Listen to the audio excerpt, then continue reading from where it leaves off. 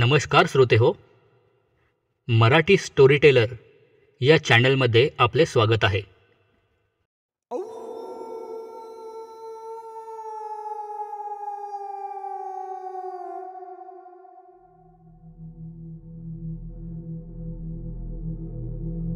आतापर्यंत आपण ऐकलेत की सुदर्शनने नेत्राच्या घरी भेट देऊन तिला मानसिक धैर्य देण्याचा प्रयत्न केला. तसेच नेत्राच्या आईवडिलांना देखील या प्रकरणाची कल्पना दिली. सुदर्शनने मार्तंडचा डाव उलटवून लावण्याची पूर्ण तयारी केली होती. मास्तरांनी तर निघताना आवश्यक सगळे सामान घेतले होते. आनंदच्या मागावर रात्रीच्या अंधारात दबा धरून बसलेल्या सुदर्शन, मास्तर आणि गणपतरावांना अनपेक्षित धक्का तेव्हा बसला जेव्हा नदीकडच्या वाटेवरून त्यांना कुणा अनोळखी, विचित्र आणि अघोरीप्रमाणे दिसणाऱ्या व्यक्तीचे दर्शन झाले. आता पुढे. नदीकडच्या पायवाटेवरून पुढे येणारा इसम मुख्य रस्त्यावर येऊन एक क्षण थांबला. सुदैवाने आम्ही तिघेही त्याच्या नजरेत आलो नव्हतो. तो तिथेच उभा राहून सर्वत्र आपली नजर फिरवू लागला. काळोखात त्याची बळकट शरीरयष्टी एखाद्या रानटी जनावरासारखी भासत होती. आम्ही लपूनच त्याच्या हालचालीवर लक्ष ठेवून होतो. मार्तंड महाराज. आता जो आवाज आमच्या कानी पडला तो गावातून बाहेर येणाऱ्या वाटेवरून आला होता. मी झटकन मान वळवून त्या दिशेला पाहिले. सुदर्शनने माझा खांदा पकडून सावध केले. गणपतराव सुद्धा तिकडे रागानेच पाहू लागले होते. आनंद आणि नेत्रा वेशीजवळ येऊन पोहोचले होते. लगबगीने पुढे जात आनंदने मार्तंडच्या चरणावर डोके ठेवले. नेत्रा मती गुंग झाल्याप्रमाणे झिंगताना दिसत होती. तिच्या शरीराच्या हालचालीत मला एक प्रकारची लयबद्धता जाणवत होती. कसली माया चढली होती तिच्यावर कुणास ठाऊक. पण नक्कीच हे आनंदाचे काम होते. मार्तंडने त्याला त्यामागची कला शिकवली असणारच. आम्ही शांत राहून पुढे काय घडतंय त्याची वाट पाहत होतो. महाराज, जागा कोणती? आनंदने विचारले. आनंदला मान हलवून प्रत्युत्तर देत मार्तंड नेत्राला आपादमस्तक न्याहाळू लागला. तिच्या देहावरून फिरणारी मार्तंडची घाणेरडी नजर मला अस्वस्थ करत होती. माझ्या मागे गणपतराव तर दात ओठ खाऊ लागले होते. परंतु सुदर्शन आम्हा दोघांच्या खांद्यावर हात ठेवून शांत राहण्याचा इशारा देत होता. मला जाणीव होती एक चूक आणि सगळं काही संपेल. नेत्राला आम्ही कायमचं गमावून बसू. म्हणूनच मी माझ्या रागावर आवर घातला.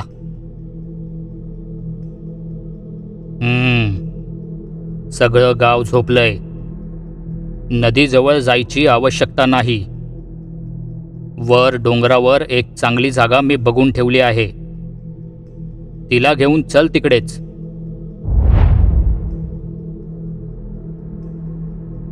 असं म्हणत मार्तंड वर डोंगराच्या दिशेने निघाला. पाठोपाठ बावरलेल्या नेत्राचा हात पकडून आनंद सुद्धा जाऊ लागला. गावात शिरणारा मुख्य रस्ता न पकडता ते तिघेही शेतातल्या बांधाला लागून असलेल्या पायवाटेवरून चालत होते. सुरक्षित अंतर निर्माण होईपर्यंत आम्हाला जागेवरून हलणे शक्य नव्हते. पाठलाग फार फार काळजी घेऊन करावा लागणार होता. साधा रस्ता जरी असता तरी चिंतेची काही बाब नव्हती. परंतु शेतातून जाणारी पायवाट म्हणजे एक वेगळंच आव्हान होतं. पायात येणारे काटेकुटे, पालापाचोळा, दगडधोंडे यांना चुकवत विना आवाज करता चालणं महाकठीण काम होतं. त्यात ती रात्र अमावस्येची होती. सभोवताली काळा ठिक्कर अंधार पसरला होता. आसमंतावरील काळ्या छायेचा प्रभाव जणू जमिनीवरच्या जीवसृष्टीवर देखील पडला होता. सगळीकडे चुडीचूप शांतता होती. एकंदर ती परिस्थिती खरंच आमच्या विरुद्ध होती. मागून ऐकू आलेली एक चाहूल किंवा हलकासा आवाज देखील मार्तंडला सावध करू शकत होता. खऱ्या अर्थाने आता आम्हाला जपून पावलं टाकायची होती. मार्तंड झपाझप पुढे सरकत होता. मागून नेत्राचा हात पकडत आनंद त्याच्या वेगाशी जुळवून घेण्याचा निष्फळ प्रयत्न करत होता. दुरून आम्हाला फक्त त्यांच्या काळ्या आकृत्या दिसत होत्या. 3 काळ्या सावल्या डोंगरावर चढत होत्या. ते तिघेही आता आमच्यापासून बऱ्याच अंतरावर पोहोचले होते. आता जर आम्ही निघालो नसतो तर अंधारात ते कुठे गडप होतील काही सांगता येत नव्हते. सुदर्शनने इशारा करताच आम्ही वेशीजवळच्या पिंपळापासून पुढे येत मुख्य रस्त्यावर आलो. नेत्राची हालत पाहून गणपतराव आणि मी दोघेही जोशात होतो. सुदर्शन मात्र गूढपणे मार्तंडकडे जाणारी वाट न्याहाळत होता. चला, सुदर्शनने आवाज दिला आणि आम्ही शेतातल्या पायवाटेकडे कूच केले. गणपतराव तर आपल्याच नादात धावू लागले. यावर सुदर्शन हाक देऊन त्यांना थांबवत म्हणाला, गणपतराव, धावायची आवश्यकता नाही. वर डोंगरावर ओसाड माळरान आहे. ते कितीही दूर गेले तरी त्यांचा कार्यभाग उरकेपर्यंत आपण त्यांना गाठूच. त्यामुळे शांत, आवाज न करता चला आणि आपली ऊर्जा जपून वापरा. त्यांचा मुकाबला करताना आवश्यकता भासेल. सुदर्शनचे म्हणणे आम्हाला पटले. मजल दरमजल करत काही अंतरापर्यंत पसरलेली शेतजमीन पार करून आम्ही डोंगर चढू लागलो. एव्हाना काळोखात मार्तंड, नेत्रा आणि आनंद दिसेनासे झाले होते. तरीही आम्ही आमचा वेग मर्यादित ठेवला. टॉर्च सोबत असून सुद्धा त्याचा वापर करता येत नव्हता. सावकाश, आवाज होऊ न देता आम्ही एक पाऊल पुढे सरकत होतो. रात्रीचं थंड वारं शरीरात रोमांच पैदा करत होतं. त्यामुळेच थकवा असा जाणवत नव्हता. एकदाचं चढण संपलं आणि समोर दिसू लागलं दूर दूरपर्यंत अंधारात हरवलेलं ओसाड माळरान. अंधार भले कितीही असू दे, तुमची नजर एकदा सरावली की आपोआपच तुम्हाला सगळं काही दिसू लागतं. इतक्या वेळापासून प्रकाशाचा जरा देखील आधार न घेतल्यामुळे दूरपर्यंतचा तो परिसर आमच्या दृष्टिक्षेपात येत होता. झाडं विरळ, कुठे कुठे विखुरलेली अशी डोलताना दिसत होती. सगळीकडे गुडघाभर सुकलेलं गवत पसरलं होतं. सुदर्शन पुढे उभा राहून निरीक्षण करत होता. ते बघा तिकडं, गणपतराव हळूच पुटपुटले आणि आमच्या नजरा त्या दिशेला वळल्या. अंधारात तिथली आग बऱ्यापैकी उठून दिसत होती. तिथं लपण्यासारखं अथवा नजरेआड जाण्यासाठी काहीच नव्हतं. दणकट शरीराची काळी आकृती आगीसमोर बसलेली दिसत होती. विरुद्ध बाजूला एक नाजूक आकृती, जी की बहुधा नेत्राची असावी. काही अंतरावर बहुतेक आनंद उभा असावा. चला, अंधाराचा फायदा घेऊन थोडं पुढे जाऊन पाहू, पण अजूनही आवाज करू नका. योग्य वेळ येताच मी तुम्हाला सूचना देईन, सुदर्शन म्हणाला आणि पुढे जाऊ लागला. त्याच्या पाठोपाठ दबक्या पावलांनी आम्ही देखील निघालो. नजरेच्या त्या टप्प्यात जिथून सर्व काही स्पष्ट दिसू लागलं होतं. त्याच ठिकाणी आम्ही गवतात बसून समोरचा खेळ पाहू लागलो.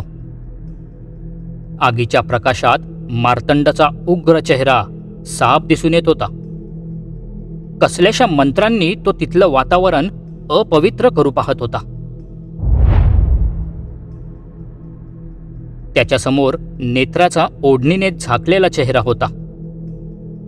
बाजूला उभ्या असलेल्या आनंदाच्या चेहऱ्यावर देखील संभ्रमाचे भाव होते. सुदर्शनने सांगितले असल्याप्रमाणे नेत्राच्या शुद्धीकरणाचा तो विधी सुरू असावा. मार्तंड मध्येच आगीत काहीतरी टाकून आग भडकवण्याचा प्रयत्न करायचा. त्या सरशी आगीच्या ज्वाला पेटून उठून वरपर्यंत पोहोचण्यासाठी एकमेकांशी स्पर्धा करत होत्या. तिथला करपट आणि उग्र दर्प माझ्या नाकात शिरू लागला होता. आम्ही काही काळ तो प्रकार पाहतच राहिलो आणि शेवटी मार्तंडने हातात लाकडी दंडुका घेऊन आगीला नमस्कार केला. बहुधा विधी संपला असावा.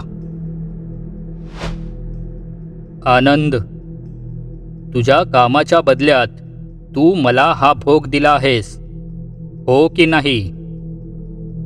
मार्तंडचा आवाज त्या शांत वातावरणात घुमला. आम्ही मार्तंडकडे पाहू लागलो.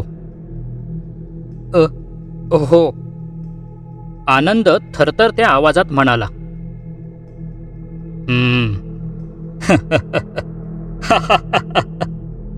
ठीक आहे, तुझ्या विनंतीला मान देऊन मी भोगाचा स्वीकार करतो. मार्तंड गडगडाटी हास्य करत म्हणाला. यावर आनंदने काहीच उत्तर दिले नाही.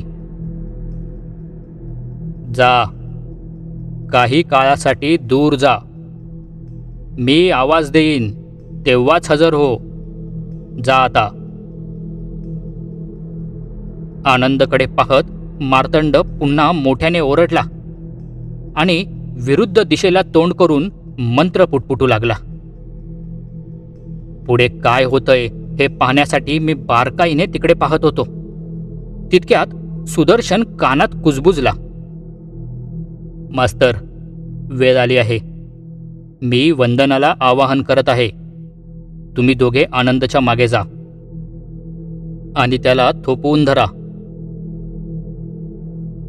मी आणि गणपतराव आनंदवर लक्ष ठेवू लागलो आणि मार्तंडच्या आदेशानुसार तो जसा दूर जाण्यास निघाला तसे आम्ही गवतामधूनच त्याचा पाठलाग करण्यास सुरुवात केली.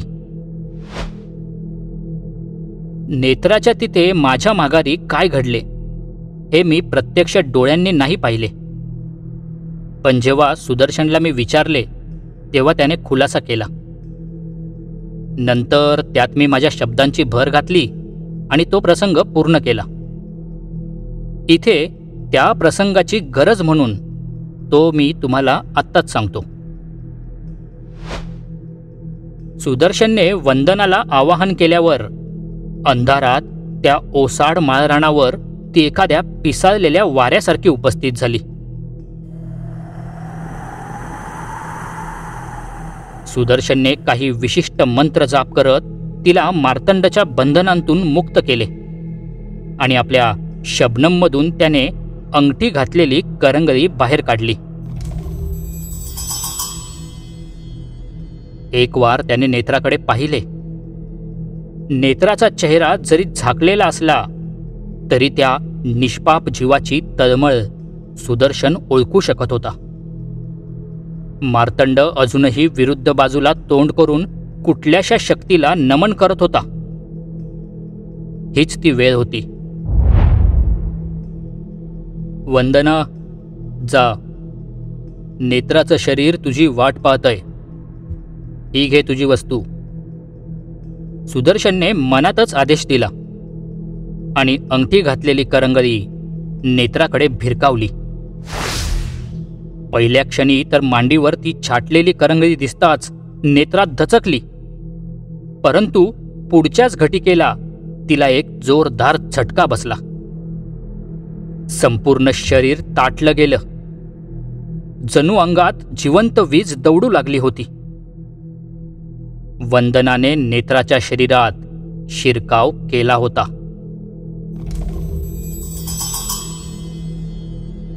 मार्तंड जेव्हा मागे फिरला तेव्हा त्याच्या चेहऱ्यावरचा उग्रपणा काहीसा कमी झाला होता. डोळ्यात मिश्किल भाव आले होते. नेत्रारूपी भोग त्याच्या मनात विशिष्ट लालसा उत्पन्न करत होता. आपल्या रांगट चालीने तो तिच्या जवळ आला. लवकरात लवकर भोग घेण्याची अभिलाषा त्याच्या मनात होती. कदाचित त्यामुळेच आपल्या अंतर्मनाची हाक तो ऐकू शकला नाही. ओढणी आड दडलेल्या वंदनाला तो ओळखू शकला नाही. त्याने जवळ जाऊन नेत्राची ओढणी हिसकावली आणि तिच्या मुखातले घोगरे हुंकार ऐकून त्याला आश्चर्याचा झटकाच बसला.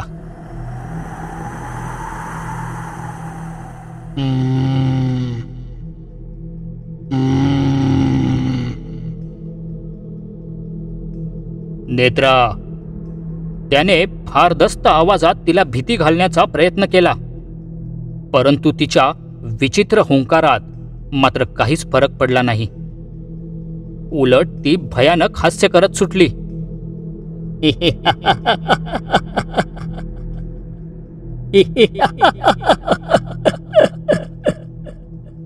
मार्तंड,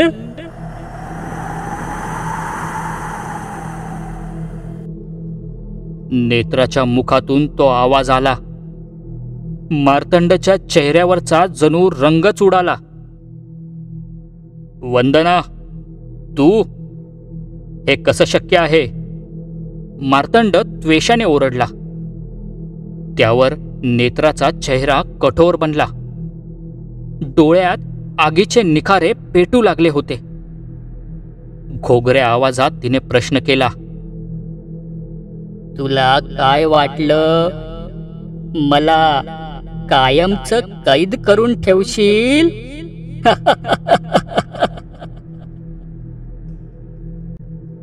मार्तंड मात्र भलताच चिडला होता.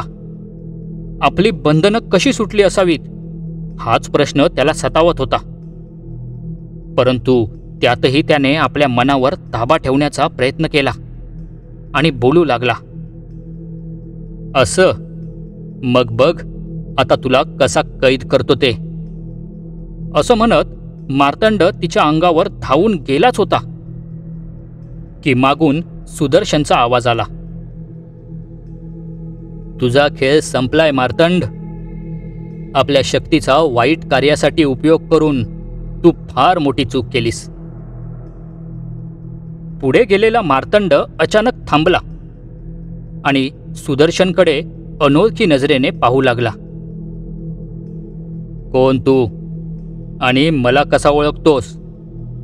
माझ्या इथं तुझं काय काम? मार्तंड ताठरत म्हणाला. माझं इथलं काम तर नेत्राला वाचवणं आहे मार्तंड. बाकीचं सोडून दे. सुदर्शन शांतपणे म्हणाला. असं? मग पहिला तुझाच समाचार घेतो मी. असं म्हणत मार्तंड सुदर्शनच्या अंगावर झेपावला. मार्तंडाला जवळून पाहताच सुदर्शन ओळखून गेला होता की नेत्राच्या शरीरातली वंदना इतक्यात मार्तंडावर हल्ला करू शकत नव्हती. पण आता तर माजलेला बैल आपल्या अंगावर येतोय, त्याला चुकवायचं कसं? यावरच सुदर्शन विचार करत होता.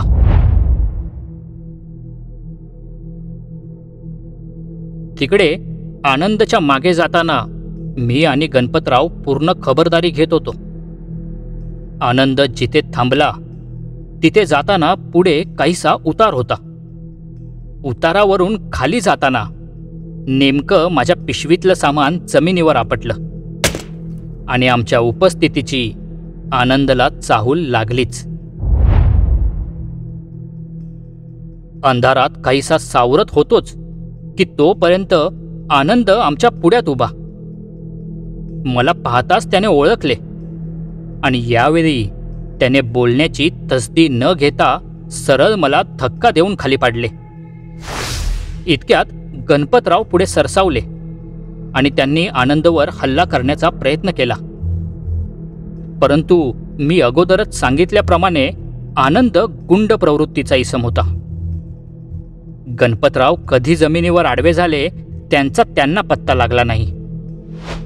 मी उठण्याच्या प्रयत्नात होतो, पण तेवढ्यात माझ्यावर अजून 1-2 लाथाबुक्क्या पडल्या.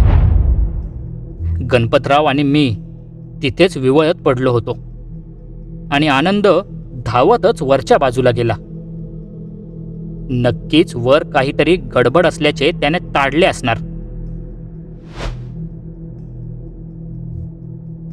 वर आपल्या अंगावर धावून आलेल्या मार्तंडला सुदर्शनने फक्त उजवीकडे झेप घेत चुकवलं नाही, तर ऐन वक्ताला आपल्या बारीकशा वेताच्या छडीला झटका देत त्याने लांब केले आणि मार्तंडच्या गळ्यातली सिद्ध माळ खेचली. मार्तंडच्या गळ्यातली सिद्ध माळ जमिनीवर पडताच एक क्षणाचाही अवधी लागला नाही आणि नेत्राच्या शरीरातली वंदना मार्तंडवर झेपावली.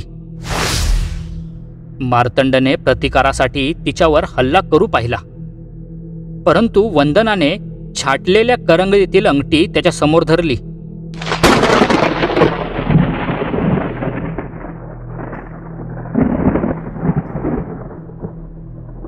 क्षणात ढग गडगडण्याचा आवाज संपूर्ण वातावरणात गुंजला आणि त्या अंगठीतून तीरासारखी निघालेली वीज मार्तंडच्या शरीरावर विसावली. मार्तंडच्या किंकाळ्यांनी तो परिसर धनानून उठला. तुझ्या तर आता उठण्याच्या प्रयत्नात असलेल्या सुदर्शनवर आनंद आपल्याकडच्या सूर्याने प्रहार करणारच होता की तेवढ्यात मी लोखंडी रॉडने त्याच्या उजव्या हातावर प्रसाद दिला. शेवटी माझा बदला मी घेतला होता. आनंद कळवळत खाली पडला. नेत्राची नजर त्याच्यावर गेली तशी ती आणखीनच पिसाळून उठली. तू मार्तंडला साथ दिली होतीस ना? नेत्राच्या शरीरातली वंदना आनंदपर्यंत पोहोचली सुद्धा आणि आनंदची मान आपली मर्यादा ओलांडून गरकन मागे फिरली. मार्तंड आणि आनंद दोघांचा खेळ संपला होता. सुदर्शन कृतज्ञतेने माझ्याकडे पाहू लागला. इतक्यात गणपतराव देखील तिथे पोहोचले. सुदर्शनने नेत्राकडे पाहिले. तिच्या डोळ्यात अश्रू होते. ते अश्रू नेत्राचे नव्हते, त्यामागे वंदना होती. मला माहित आहे तुम्ही काय मागणार आहात आणि मी नकार देऊ शकत नाही. नाहीतर मी कुठेही गेली तरी तुम्ही दिनकरच्या मदतीने मला शोधून काढाल. तुमची शक्ती मी ओळखून गेली आहे. मी जाते. माझ्या कर्माची मला योग्य शिक्षा मिळाली आहे. यापुढेही संघर्ष केला असता, परंतु तुमच्याशी मी जिंकू शकणार नाही. नेत्राच्या मुखातून वंदनाने खेद व्यक्त केला. बोलताना तिची नजर सुदर्शनच्या गळ्यातील सिद्ध ताविजावर होती. कदाचित हेच कारण होते की वंदना त्याच्यावर हल्ला करू शकत नव्हती. नेत्रा आणि गणपतरावांना घरी सोडले तेव्हा डोक्यावरचं ओझं हलकं झाल्यासारखं वाटत होतं. आपल्या मुलीला सुखरूप आणि पहिल्यासारखं हसताना पाहून आईला प्रचंड आनंद झाला होता. गणपतराव आणि नेत्राच्या आईने सुदर्शनचे आणि माझे आभार मानले. एकच प्रश्न माझ्या मनात होता, जो मी सुदर्शनला तिथेच विचारला. वंदनाची मदत घेणं खरंच आवश्यक होतं? त्यावर सुदर्शनने हसून उत्तर दिले, मास्तर, वंदनासारखा पर्याय असेल तर आपली विद्या जिवंत माणसांवर का आजमावायची? आणि तो 6 फुटी रांगट मार्तंड आणि आनंदसारखा गुंड यांच्याशी मारामारी करण्याची हिंमत तुमच्यात आहे बाबा.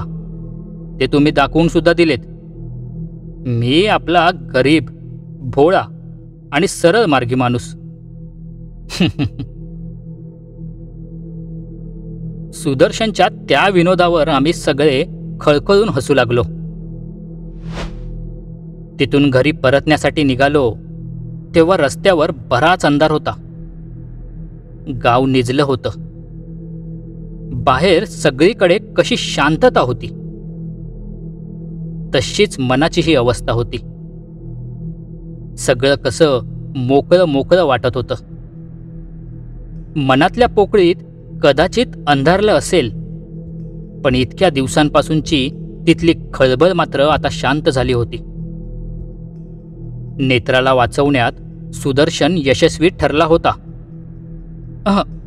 माफ करा, आम्ही यशस्वी ठरलो होतो. सुदर्शन म्हणाला तसं.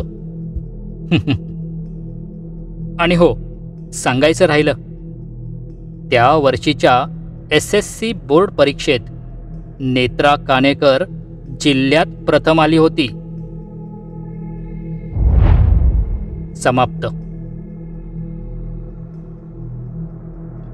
मित्रांनो, कथा आवडली असल्यास लाईक करा, शेअर करा आणि आपल्या चॅनलला सबस्क्राईब करायला विसरू नका. भेटूया लवकरच पुन्हा एकदा एका नवीन कथेसोबत. धन्यवाद.